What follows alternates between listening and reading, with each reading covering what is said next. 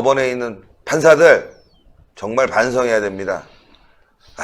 조건의 영장 기각. 자, 뉴스 전하겠습니다. 예, 참으로 이해하지 않는 일이 마치 조국 일가에게 기적처럼 연이어 발생하고 있습니다. 이 미라클 조국의 동생 조건에 대한 구속영장이 기각되었다고 합니다. 관련된 소식 보도해드리도록 하겠습니다. 조국의 동생 조건은 웅동학원 채용 비리 등의 혐의로 구속영장이 청구된 바 있으나 법원이 이 영장을 기각하여 법조계에서는 이해할 수 없는 판단이라는 비판이 나오고 있습니다. 심지어 전직 서울중앙지법 영장전담 부장판사였던 이충상 경북대 로스쿨 교수는 법원이 스스로 5점을 찍은 날이라고 매우 강력하게 비판을 했습니다.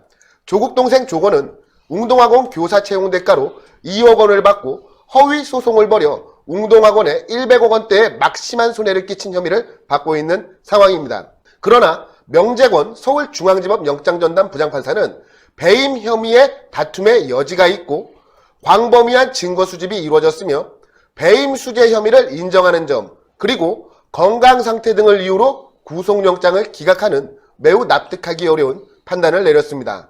이에 법조계는 영장 발부 원칙 자체가 지금 현재 기준이 없는 상황이라며 즉각 비판하고 나섰습니다.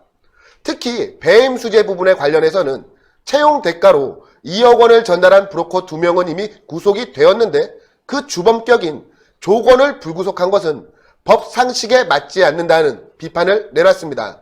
그리고 이충상 경북대 로스쿨 교수는 2억 원을 전달한 종범 2명에 대해서는 구속영장이 발부되었는데 2억 원을 받고 금품 공여자들을 교사로 채용한 주범인 조국 동생 조건에 대해서 영장 기각을 한 것은 매우 큰 잘못이라며 그 범죄 하나만으로도 도망갈 염려가 있다고 봐 반드시 구속해야 한다고 지적을 했습니다. 또한 기각 결론을 미리 내려놓고 사유를 억지로 짜맞춘 매우 창피한 결정이라고 법학자의 한 사람으로서 매우 붕괴하기도 했습니다. 한편 검찰은 조국 동생 조건이 구속된 브로커 한 명에게 돈을 주고 해외로 도피를 시켰다는 진술도 확보를 했습니다. 이런데도 불구속이야? 즉 노골적인 증거인멸 행위가 있었다는 겁니다. 통상 이런 경우에는요, 증거인멸 시도로 보고 즉각 구속영장을 발부하는 사례가 많다고 합니다. 검찰 역시 구속영장에 증거인멸 교사 혐의를 적시하였으나 명재권 판사는 이 혐의에 대한 판단은 아예 언급하지 않아서 논란이 증폭되고 있습니다.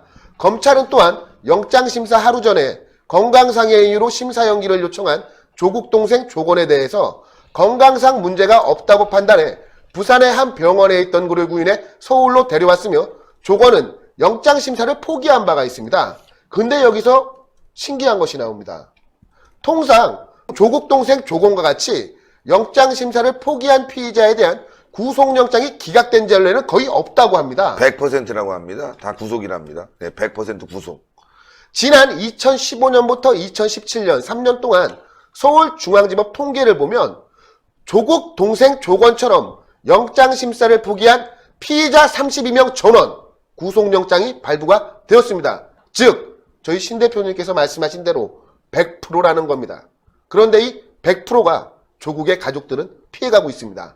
이에 대해서 이충상 교수는 조국 동생 스스로 구속을 면하기 어렵다고 봐 영장신문을 포기했는데 그 영장을 기각한 것은 납득하기 어렵다며 누가 봐도 구속 연기를 위해 꼼수를 부린 것인데 이를 도주 우려로 판단하지 않은 것은 이해하기 어렵다고 주장을 했습니다.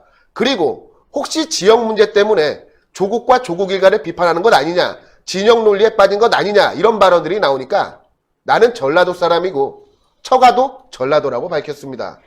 하지만 대한민국의 통합과 법원에 대한 신뢰를 위해 이 글을 썼다고 밝힌 바가 있습니다. 이어 구속영장을 기각한 이 명재권 판사에 대해서는 원칙과 기준이 없는 것 같다고 비판하고 나섰습니다. 예. 자, 여러분들, 제가 아까 응징하고 복수하자 이런 말씀 드렸는데, 명재권, 우리 응징과 복수의 대상에 꼭 이름에 넣어야 됩니다. 기억해야 됩니다. 이 사람이 어떤 사람인지 알아봐야 될 텐데요. 꼭 기억합시다. 명재권. 나중에 한 몇 년 뒤에 명재권이 누구야? 내 친구인가? 이러면 안 돼요. 명재권에 대해서 알아봅시다. 예, 부장판사인데요. 그간 정말 극악무도한 일을 실행한 자입니다. 코링크 PE 대표 이상훈에 대한 구속영장을 기각했고요. 웰스 CNT 대표 최태식 사장에 대한 구속영장도 기각을 했습니다. 심지어 조국의 동생 조건에 대한 구속영장도 기각을 했습니다. 그야말로 사면타로 줄 기각을 하고 있는 중입니다. 이 정도 되면 검찰의 수사를 막기 위한 거 아니냐 하는 의혹까지 들 법한데요. 조국 관련 사건에서 영장 청구가 그동안 6건이 됐는데요. 그중에 기각된 게 3건인데 3건 모두 명재권이라고 합니다. 그러니까 완전히 본인이 나서서 기각을 때리고 있는 상황입니다.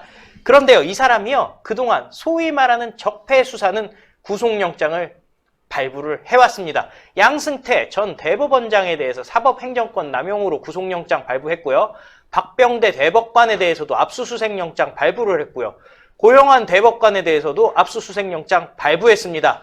그리고 건설업자 윤중천, 이 사람도 구속영장 발부한 사람이 바로 이 명판사입니다. 그런데요, 이 명재권이요, 무슨 문제가 있냐.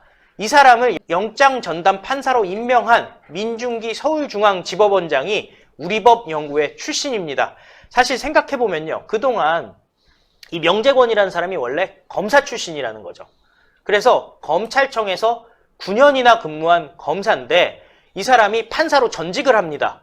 그리고 나서 당시에 양승태 대법원장에 대해서 구속영장이 자꾸 기각이 되는 상황이 벌어져요. 그래서 검찰들이 막 난리가 나고 그랬습니다. 그 상황에서 이 민중기라는 사람이 우리법연구회 출신이죠. 이 사람이 이 명재권을 영장정담 판사로 임명을 하자마자 구속영장이 발부가 돼버린 거죠. 어떻게 보면은 검사들의 불만을 잠재우기 위해서 검사 출신 판사를 붙였다, 이런 식의 얘기들이 나왔었는데요.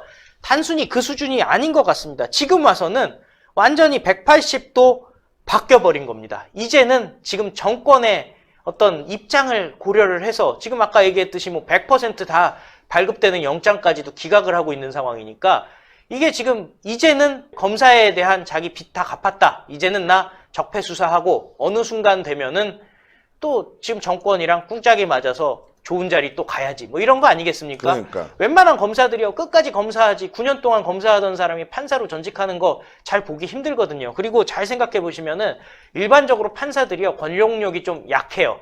반면에 검사 출신들이 배지도 많이 달고 나중에 고관대작 해보려고 굉장히 노력하는 경우들이 상당히 많습니다. 그런 걸 봤을 때는 지금 이 사람은 판사지만은, 명재권이라는 사람은 판사지만은 사실상 출세욕에 가득 찬 사람이 아닌가, 정권에 잘 보이려고 하는 거가 아닌가, 이런 생각이 들고요. 그리고 또 법원은요, 지금 조국의 핸드폰 압수수색 영장도 여러 번 기각을 했다는 거죠. 검찰이 판단하기에는 조국과 정경심의 휴대전화 압수수색 영장이 필요하다 해서 법원에 계속 신청을 했는데 여러 차례 기각돼서 검찰이 휴대전화 확보에 실패했다는 거예요. 언론 보도가 보면은 왜 압수수색할 때 그 조국 핸드폰은 압수 안 하냐라는 얘기들이 계속 나왔잖아요. 혹시 검찰이 의지가 없는 거 아니냐 이랬는데 알고 봤더니 법원이 기각했다라는 개인의 거죠. 사생활이라면서요? 그러니까요. 그리고 조국과 정경심에 대한 핸드폰 압수수색에 대한 영장이요, 각각 2차례 이상 기각됐다고 하니까 지금 검찰은 최대한 노력을 하고 있는 상황이다. 그런데 법원이 기각하고 있다, 이 말씀을 드려야 되겠습니다. 여기서 그 이유가 개인의 사생활 보호 때문에 영장을 기각한답니다. 이런 개떡 같은 논리가 세상에 어디 있습니까? 아니, 그러면 과거 박근혜 정부 당시에 인사들은 핸드폰, 뭐 사생활이 그분들은 없어서 그거 다 압수당하고 조사받았습니까? 정말 이해할 수 없는 일이 이 정권에서 여러분들 벌어지고 있다고 생각합니다. 상식 이하의 일이 이 정권에서 벌어지고 있다. 문재인 정권에 몸담고 있는 사람들은요, 정말 사람입니다. 그 이외의 사람은 사람도 아니에요. 우리는 화장실도 제대로 쓸 수 없고, 조그만 문제가 생기면 바로 휴대폰 압수수색 당하고, 집 압수수색 당하고, 심지어는 말이죠, 여러분 아시겠지만 우병우 수석 재판받고 나오는데 거기서 바로 압수수색 했어요. 차량에 달라고 하는데. 그러니까. 예? 차량에 달라고 하는데 압수수색 당해서 핸드폰 뺏겼어요. 김태우 수사관이요, 애들이 지금 초등학생도 아닙니다. 예, 애들이 지금 대여섯 살 뿐이 안 됐는데 집에서 잠자고 있는데 압수수색 들어와갖고요, 애들 잠자다가 깨워갖고 울고불고 했습니다. 그래도 압수수색을 했는데 그때도 한 7, 8시간 했습니다, 여러분들. 그런데 지금 어떻습니까? 조국 부인 압수수색 하는데 남편이 남편 물건이니까 손대지 마라, 영장 다시 받고, 그래서 11시간 걸린 거 아닙니까, 여러분들?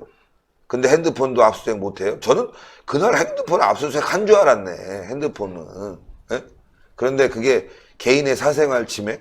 야, 진짜 여러분들, 그래서 제가 이자들은 봐주면 안 됩니다. 이자들은 절대 봐주면 안 됩니다. 명재권 꼭 기억하세요. 나중에 명재권 알아? 그러니까 내 친구인가? 아니 뭐, 내 전화번호 있나? 내 지인이니까 이러면 안 돼. 아, 명재권 기억을 꼭 해야 됩니다, 여러분들. 10년 후, 20년 후 기억해야 돼요. 무슨 집안에 일 터졌는데 어디 가서 보니까 변호사 구한데 명재권? 이러면 안 되는 거죠, 여러분들. 예? 그런 작자에게는 말이죠, 수임도 주지 말아야 돼요. 이 땅에 살지 못하게 해야 됩니다. 지금 화가 납니다. 명재권 꼭 기억하세요. 지금 받아 쓰세요. 명재권. 어떤 분들은 문신까지 했다고 그러던데. 기억하자 명재권. 기억하자 6.25 밑에 기억하자 명재권이 있는 거야. 예. 명재권 꼭 기억합시다, 여러분. 예. 계속 이어가주세요. 예, 핸드폰 압수수색의 필수 목록이라고 합니다. 왜냐면은 휴대전화에는 기지국 추적 등 통신조회 영장으로는 알 수 없는 문자 메시지, 비밀 메신저 대화, 이메일 등 광범위한 증거가 존재하기 때문에 이런 중대한 수사에서는 꼭 필요하다는 거죠. 소위 말하는 포렌식. 이거 포렌식 해서 그렇죠. 해야 되는데, 지금 문제는 뭐냐면요, 검찰에서는 이미 압수수색해도 별 증거 능력이 없을 거라는 얘기들이 지금 돌고 있다고 합니다. 이미 싹 지우고 초기화하고 어쩌고저쩌고 해서 이제는 방법이 없을 것이다. 이 사람들 보면은 상당히 전문적이지 않습니까? 뭐 하드디스크도 교체하고 뭐 컴퓨터도 통으로 증거인멸하고 뭐 이런 사람들이기 때문에 아마 이미 바꿨을 거예요. 예. 핸드폰도 바꾸고. 유심 칩도 어디 사라지고 뭐 네. 그랬을 겁니다. 어쨌든 그렇고요. 또 검찰 관계자 입장은 이렇다고 합니다.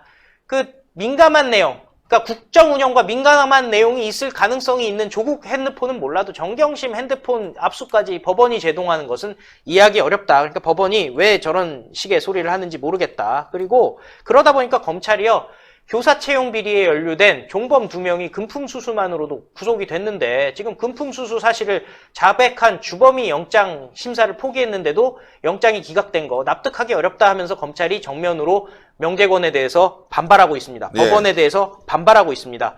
검찰은요, 조건이 관련자에게 수백만 원 도피 자금 제공하고 해외 도피도 교사했는데, 또 조건에게 채용 대가로 돈을 주지 않았다라는 허위 확인서도 각서 받은 것까지도 지금 확인이 된 상태인데, 이런 거 납득하기가 어렵다 하기 때문에요, 영장 청구 다시 한다고 합니다. 윤석열 가만히 두지 않겠다고 합니다. 네. 별도의 교사 채용 대가 금품 수수 혐의를 추가하겠다는 거죠. 그러니까 지금 2명에 대한 거는 있는데 그거 말고도 지금 여러 사람이 더 있나 봐요. 좀 더 수사가 돼야 될 부분인데 그것까지도 혐의 추가해서 영장 재청구한답니다. 거기서 끝나지 않습니다.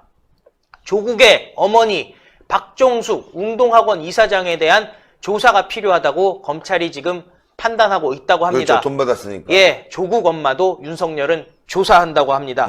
그러니까 이제 모든 가족이 다 조사를 받게 될 예정입니다. 예. 아, 진짜, 아니, 모든 가족이 이렇게 범죄를 저지르는 경우도 별로 없을 거예요. 예, 정말 사기꾼 가족, 이런 자유한국당의 논평이 너무너무 정확하다, 이렇게 볼 수 있는 거 아니겠습니까? 여러분들 하여튼, 명재권 기억하셨죠? 예. 벽에다가 적어 놓으세요. 달력에다가. 명재권 기억하자. 매해, 명재권, 조국, 뭐 문재인, 조국 문재인은 뭐 그냥 기억되는 거. 명재권 이런 사람들은 쓱 지나갈 수가 있단 말이야. 그래서 꼭 기억하자는 거예요. 왜 제가 이런 말씀 드리냐면은, 우리가 꼭 응징하고 복수해줘야지만이 나중에 우리가 당하지 않습니다. 진짜예요, 여러분들. 다음에 정권 잡으면요, 일어나지 못하게 해줘야 되는 거예요. 기억합시다, 여러분들.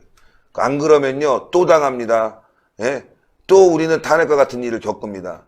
다음엔 정말 명재권 같은 자, 적폐에다 꼭 집어넣어서 이 당시에 무슨 일이 있었는지, 누가 연락했는지, 양승태 대법원장 별것도 아닌 일로 구속당했잖아요. 꼭 그렇게 우리도 만들어줘야 됩니다. 그래야지만이, 아, 정말 대한민국 우파 세력, 애국 세력 무섭구나, 조심해야 되겠다, 이렇게 되죠. 대충 넘어가면요, 그 자들이 스물스름 잡초처럼 일어나서 또 우리를 덮칠 겁니다.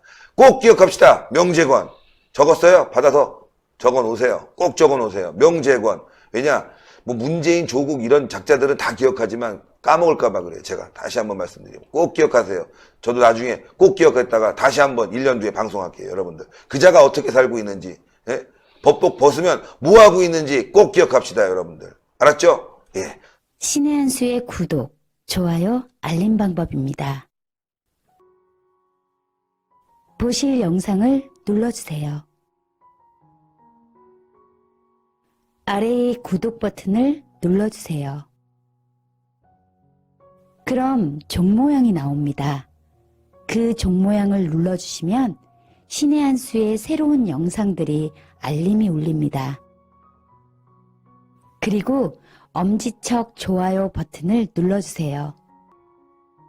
여러분의 구독, 좋아요 버튼은 신의 한 수의 큰 힘이 됩니다. 댓글로 여러분의 많은 의견도 듣고 있습니다. 응원의 댓글도 부탁드립니다.